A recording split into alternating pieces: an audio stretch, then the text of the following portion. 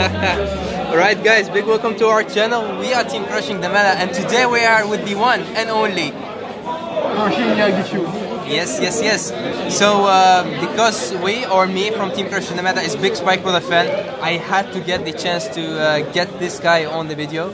And he was able to get to the top 8 in the Premium Championship Series in France, in Nancy.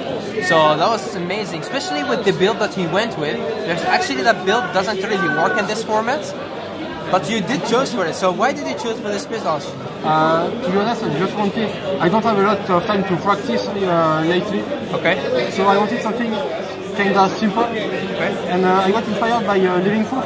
Yeah. Gyze. I really love both your channels. Yeah. So yeah, I just wanted something a little bit easier, in my opinion, to play. Yeah. Unlike rushing and trying to end the game as soon as possible. Because of the format, 25 minutes, I don't want the game to drag for too long. Understandable. So do you have a game plan versus, let's say, Gyze in general and Dark Regulus King? What's your game plan? Just rush them? Yeah, try to kill them as fast as possible. Okay. And if I go first, it's really the best part of the deck because of side frame. Yeah. Because you can really prepare them really early and try to make them guard really fast. Yeah, early, so they have to lose a lot of hands. And because of that, they make mistakes, they have to make different choices. So yeah, understandable. Alright, so if you would like to know your matchups? Sure. So first round I went against Tachikaze. Yep. And it was kinda weird because I don't get to play Tachikaze too often. Yep. First, I go first, just ride. And on the first turn, he gets this 4 damage to me. Yeah, I saw that. So getting from 0 to 4 was kinda weird. Yeah. I had to try to temporize the game. Only attacking rear guard, and I got healed still on my attack with a breakthrough. So I got to temporize a little bit the game. He didn't have a breakthrough, so you had to de-assist to get through it. And then stride. Yeah. You played against Glacian, one of our people from our channel. He also told me that he was thinking you played GB8 build, but when you showed Siegfried and you showed more aggro into his regards, he was thinking, okay, so it's not. But he said, okay, I had 2 problems. One of them he healed multiple times. Second time he could not. He didn't have a grade 3 and no stride folder, so he could not stride. He was 1 turn too late, and because of the worst part of the build, it was kind of. He thought. All right. Second game. Second game was my loss against Royal. Okay. Blaster. Basically, I just tried to go to GB8 because I can't afford to give them too much counter blast. Yeah. But it just got to me before I got to GB8. So. Yep, happens. You have no searchers. Do you play the new or the old Mega Trainer? Only the new one. The new, so no counter blast. Yeah. Understandable, because sometimes if they give you 1 counter blast, you can use for Agrius. Yeah, that's the problem. People tend to just attack rear guard because I know I need counter blast to do my combo. So yeah. Yeah, you need at least 1. Yeah, and most of the time I use them because I went a lot first, so I got to grade 3 first. Yep. And I used the side free to pressure them. Yeah, the hit pressure is also very good. So that's why I'm not playing the large Mecha Trainer. Third match? My third match was against Vanguard. Yeah, oh, interesting. Yeah, but sadly I went first. I got to rushing and I got a critical. So he was at 4 because he got to his breakthrough. So he just had to, all he could do was attack my rear guard and try to draw a few cards with overwhelm every turn, but it wasn't enough. I just attacked, and then I ended up doing the GB8. Yeah. Because it took a little bit too long to. So you went GB8? Yeah, this time, yeah. Because I got like 2 hits. Yeah. So I was like, yeah, G-guard, and then LR8, boom. Because I only had like 1 column because of Pedro's skill. But it was enough because of that. And I had like 3 or 4 force markers on the same... on same regular circle, so it's KO. Yeah. Alright. Fourth round was against Royals. Yeah. So again, Royals, they I really like this matchup because if I give them too much counterblast, I always get killed by Ultima. Yeah. So I just gave one counterblast, and I was like, I go with our GB8. Yeah. And we went from 1 to 6. We got a few defensive triggers, but it was alright because I had a few force markers on the same regular circle. So it was kinda long. I wasn't sure, but it ended up working well.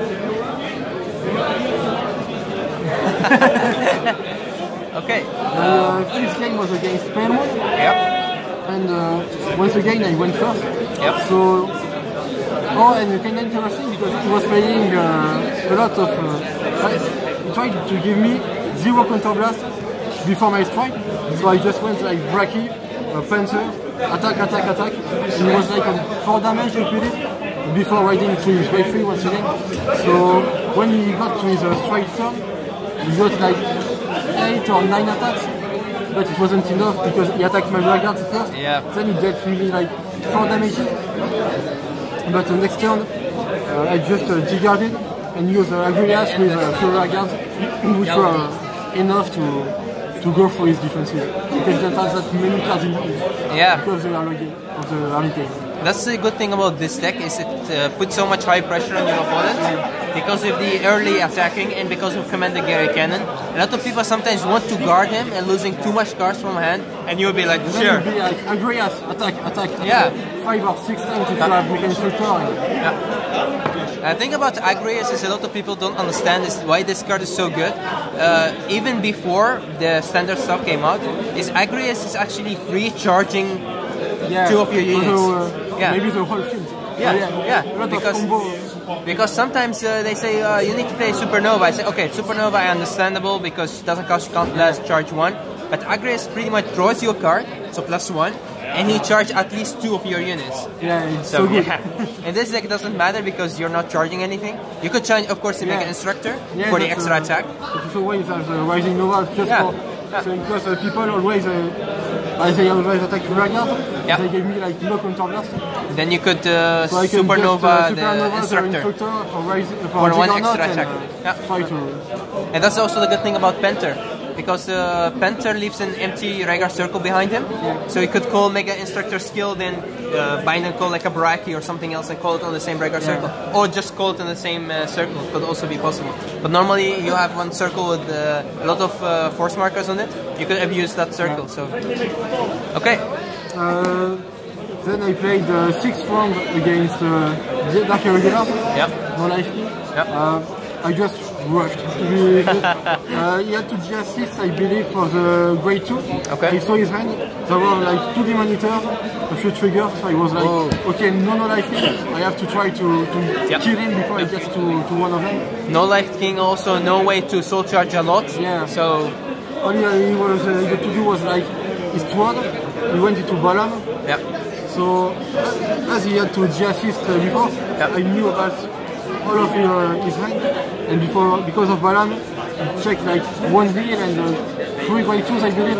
So I knew he didn't have that many cards in the hand, so he went like Agrias, attack. Destroyed. KO. And the last round I played against a really interesting build of Dimension Police. I saw that. A build with Platinum Ace. So I he went first, he ward, end turn. I just ward my Gary Gunner, attacked, nothing interesting. And he went like Platinum Ace, call Light Dragon, call, lower. So he went like Platinum Ace, 28 critical free on my Vanguard. It was like 8k, no guard. He didn't check any trigger, so I went like from 0 to 3 in 1 attack. It was really scary. Even if you get 1 trigger or 2 triggers, you could have still survived. You would be on 5. But well, I was on a grade 2 and already at 3 damage. It was weird. Yeah, Dimension Police is an interesting deck. If you don't have PGs, then it's very hard to play against it. And I really wasn't expecting the Platinum Ace play. So. He almost got me, but he gave me too much counterblast. So when I wore the Cyphered, because he didn't have a grade 3, but he had a grade 3, it was not to ride it, to stay on the Platinum Ace. Because he wanted he told me he wanted to have the new Dayusha, but he had Grand Galo. Okay. So he preferred, he chose to say on Platinum Ace. Yep. And I was like, okay, so Cypher use a lot of counterblast to be a really big board and attack for me. Yeah, still, that's it's overkill, because sometimes if you use Siegfried like 2 times already, then you have Siegfried with 20k, 20 extra, and then you have each column with extra 10k, and then he gets power himself, and then you could use it twice on the column. That is 20, 40, 20. Yes. Too much. Many big columns on grade 3. That's what I like the Cypher. Yeah. And also the thing about Spike Brothers, why it's also so good, is the hit pressure that Siegfried had, and also Commander, and they give you a lot of advantage. Retiring the right cards from your opponent, like Commander, get rid of Commander from his side of the field. Yeah, new spikes are kinda weird, because when you used to play them from the start, it's different. You don't have that many advantage in gems. I still hope that we get like Skydiver or Dudley Dan, something that could recall in the battle phase. Yeah, that's why I'm not really a big fan of standard spikes. Yeah. I feel like, I make big columns, but that's about it has bad matchups versus Protect, because they could always stop your Siegfried attack, and they need 2 PGs per turn, but they easy could draw into a PG, or like if you think about Oracle Think Tanks, they draw so much that they draw into PGs, and then when go into Deer, they don't really lose a lot, and they would keep advantage and lose advantage. So I'm not a really big fan of standard spike, but this build is interesting to me.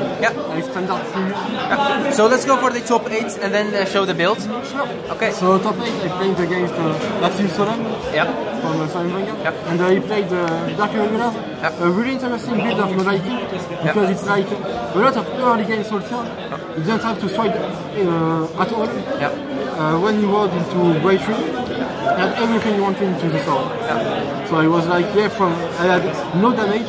I tried to rush him as I could, but I only had like Spike Bouncers on Grade 2 and no counter blast, so it was not a really effective turn way to rush. It was at 4 damages. It chose to no guard my attacks. Only the Cypher one, it chose to guard it. And then it just looped me from 0 to 6. You don't do anything about that. I was hoping maybe I could get a few defensive triggers to survive, or at least not have to take every assassin attack. But the build that he plays gets a lot of advantage from going first, because he could attack into your grade 2 and put you under a lot of damage. And it is an interesting build. I've seen that because Mohamed, the second player, has almost the same build. Maybe Maxime doesn't play heals, I don't know, but it's almost the same build.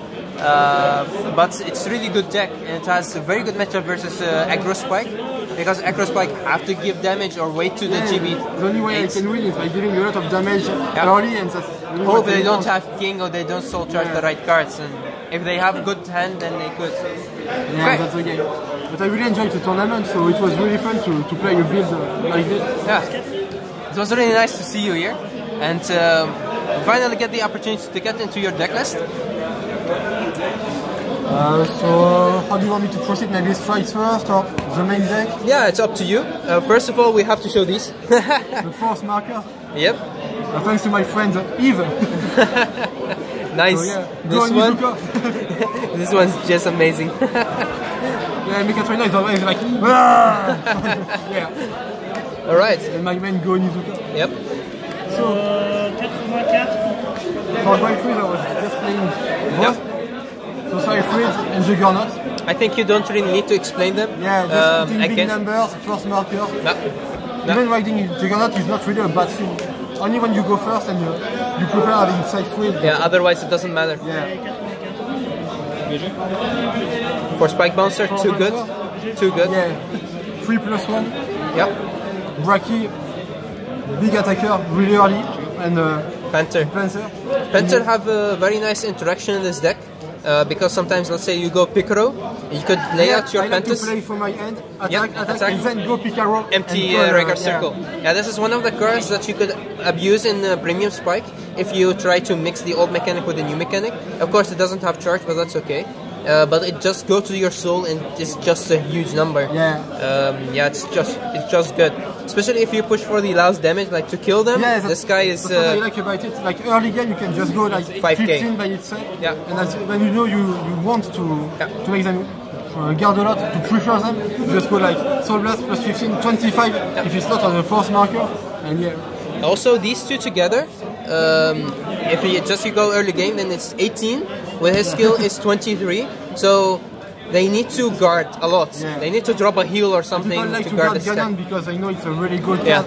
So yeah. You don't have to give him up. You just do this and then leave him for next turn. Other people try to attack into him. Well, okay, no problem. I have a lot more. It's just a rare card. I don't care. It's a good. So that's like 12 grade 2, 8 grade 3, 4 grade 1s, 4 Wonder Boys. Yep. Recycling cards, first in cake by itself, and when you buy it, you can like return 2 or 3 from the drop zone to the deck, or critical or whatever. I like it also because I only play like 2 instructors, but if I get to them early, I can just guard with them and send them back to the deck with Wonder Boy.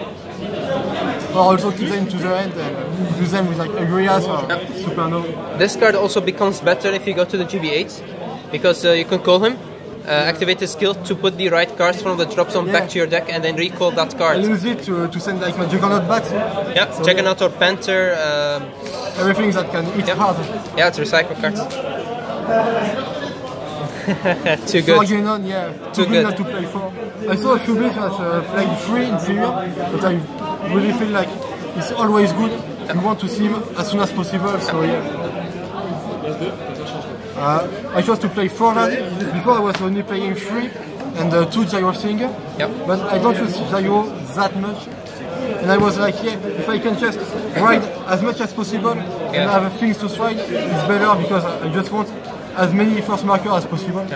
If you play less copies of him, sometimes you get to the situation that you have to discard a grade 3 to stride. That's really what I wanted not to... Normally you want to just ride and stride. So on your second stride you have, or sometimes even your first if you go second, you have already 2 force markers and that's and with enough. Agrias and a few cards that gain power, it's overwhelming. And I don't use Gyro that much. Early game I tend not to use it because if I use it too early, I like when I ride it. I don't like to. I don't like to have the. I just like it for Agrias sometimes. If I just want to call something, but not that much.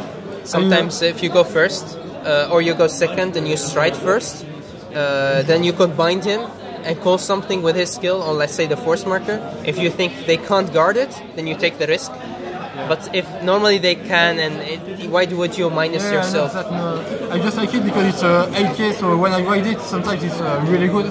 Because of a premium, a lot of cards are 7 or 6K, and the 10K shields. It's really honest, And there is nothing else that you could want to put in here. You want the I tried to think about a few things, but nothing really came into my mind, so I was like, let's just try one of it. Sometimes it will be good with Agrias, and that's about it.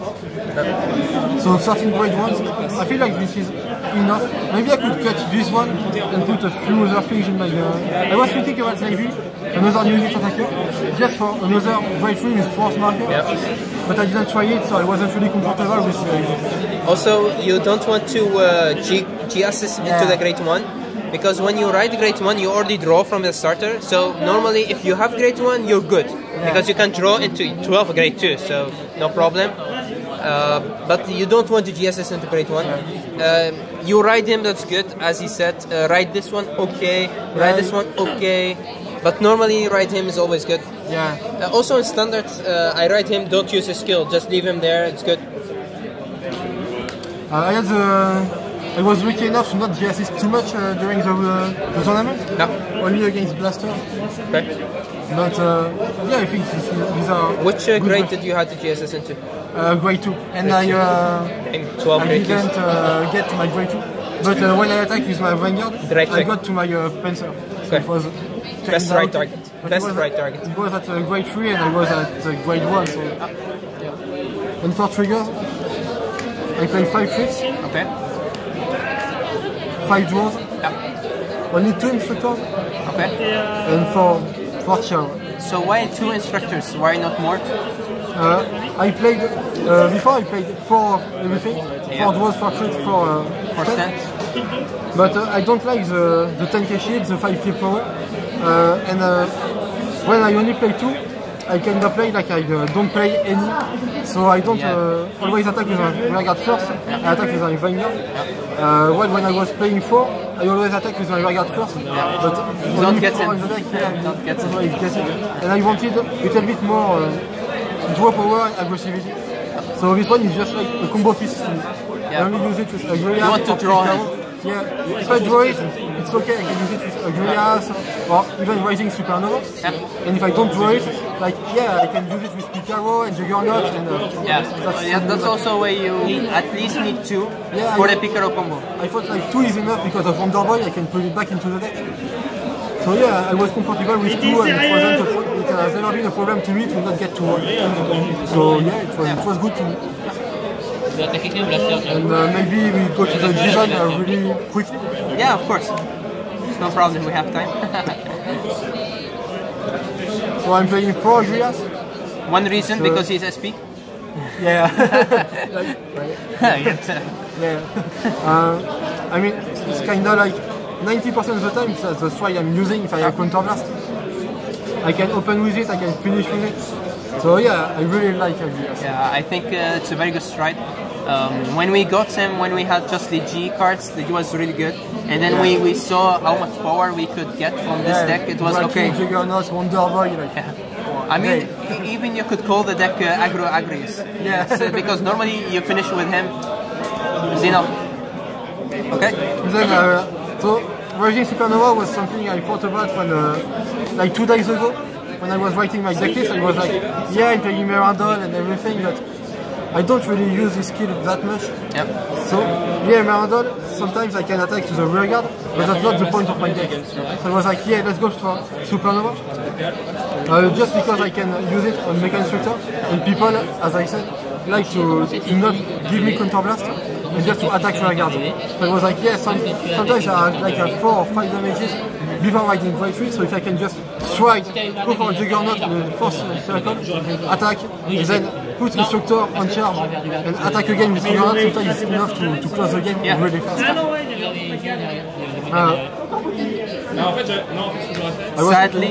Sadly, we didn't get them in SP. Yeah, I'm really sad about that. I pre-ordered them, and when I got them home, they were normal, and I said, huh? So I was asking on Facebook, asking people, and they say, we don't get them. Are they even foil? Huh? Are they even foil? They are foil. They are a bit different foil with less coloring. They are okay because they have like the new wording. Not this one has the old wording. The new one has like the different counterblast, and it's. I see. It's a new symbol for counterblast, countercharge. So it's a bit different, but this one is GR, so the foiling of this one is better. But I really wanted the SP1, so... Yeah, me too. I pre-ordered like 4 or 5 of them and I got all normal and I already had enough, so... I was like, okay. The mandatory LR date can win you games. Sometimes you have to play it against some matchups, so... Have you ever lost when you were on him? No. Me neither. Too good. This card is just too good. He's insane. Especially now you have Spike Bouncer and you have Wonder Boy, you could use it, so you could do crazy stuff with this card. But that's more of your deck. Different story. But if you get the chance to go with him, there is no other stride that's better than this one. In my opinion, best grade GB8 in the game. And could be best card in the game if you abuse him too much. I mean, there are not a lot of decks that were built just around the GB8. Like, only Spike Brothers do that. So to me, Kagero could do it too, but it's different because they could only use the starters. It was kind of weird, to be honest. Only Carnero. I mean, they don't have jelly beans. It's not such a good GB8 as LR8. Same. Okay. Then I will play one dust. Never use it. Like I flip it for Picaro to show like I have a dust. But I mean I don't have a lot of combo. If I just use it, you need 1 star. You need 1 star. Otherwise I have like 3 attacks, so it's not really worth it unless they have a few hands and like 5 damage. But any strike can end them at any situation. So yeah. Dust has actually 2 problems.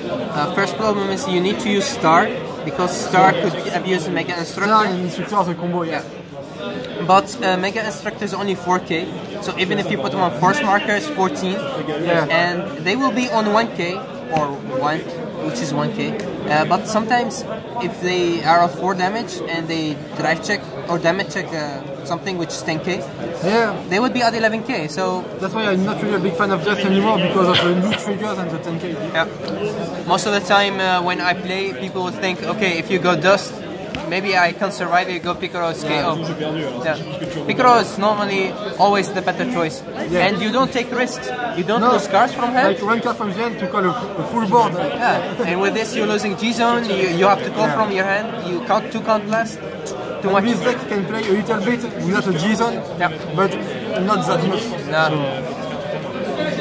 And especially, one thing, if you get the ability to go to him, then mostly your stride after this would be him. Yeah. So why would you? Yeah, definitely. I think I take it out from the G-Zone. I didn't play him. But if you have the space, you can. But maybe I'll put a Mirandol or something because sometimes. Or a third Supernova. Third Supernova. Always good. Yeah. Just in case I have like 2 Mecha Instructors.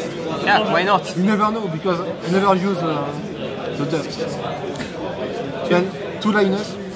It's not a turbo build. 2 is enough, more than enough. Yeah, it's not a GB8 build, but it's always a good Giga 12, so yeah. 1 Hekaton Gyze. Always good to recycle cards. Like, and you can put back Wonder Boys. As they can go back to the deck by themselves because of Wave 1 or and then a few 3 elementals. Okay. I never used Colburn, it was just in case, at sometimes I had a few space. Would you do it like this? Yeah, I think after playing in the tournament, yes. Especially you don't play tier, so there is no reason. I thought a lot about this, and I thought there is only one chance where he is better, is when you go GB8 first stride. You use, like, not in this deck, but if you use Turbo, you use 3 Lioness, you could use him first, then flip all 3 for tier. But even in my build right now, I play 2 of him, because normally he guard for like 38. Yeah, because of side trigger. Yeah, so normally that's good enough. But to be honest, I did not really use Hekaton Gyze the whole tournament. Only like either Rectome or Dismal as the first This guy's really good. Yeah. And even this one because I always call most of the time I'll call Juggernaut and people like to attack into Juggernaut, So I'm like, sure, I just use Dismal and you have to give me some damage. Or stop the battle phase. One thing about the Juggernauts, that Juggernaut Bratty or Wonder Boy, the good thing about them is not only that they go back to the deck and you call new one, but the new one you call, you can put in any rearguard circle. So you can switch, like if the Juggernaut was here, you can switch him there. Sometimes I spike bounce into him and I put him in behind the Vanguard. And then when he goes to the soul, you call new one, you can call him anywhere. Yeah. That's also very good about him. Give you like a kind of a new field. You can just think about strategy, call, it's always good. Yeah, the beginning of the turn can go like, okay, so I want to do it this way, so and make a new formation. And sometimes you go Wonder Boy put Juggernaut from the drop zone, then Juggernaut call the new Juggernaut. Perfect. So yeah, that's about it. Yeah, that's about it. So, would you like to have any last words to say to everybody who's watching this video? Thanks everyone for watching the video so far. Big thanks to Crushing the Meta. You're welcome. To Maxime S, to Chris from Different Fight. You guys are awesome. Living Proof also. Thank you. Yeah, he's a great guy. Living Proof especially. I really love his content. Yeah, Living Proof also, he commits so much to the community. Like he'll Discord on Facebook. He's a great guy, definitely. To be honest, you and Living Proof are my two idols. Thank you. Thank you. I'd like to say one thing. When we have heard that he was able to go to the top 8, you should have seen the crowd. Everybody in the room was like, yeah! Axel! Yeah, that was amazing. That was overwhelming. It felt really good. It was like a wrestler going into the ring. Yeah, that was amazing. Alright, Thank you guys, and we hope to see you next time on our channel. Till next time.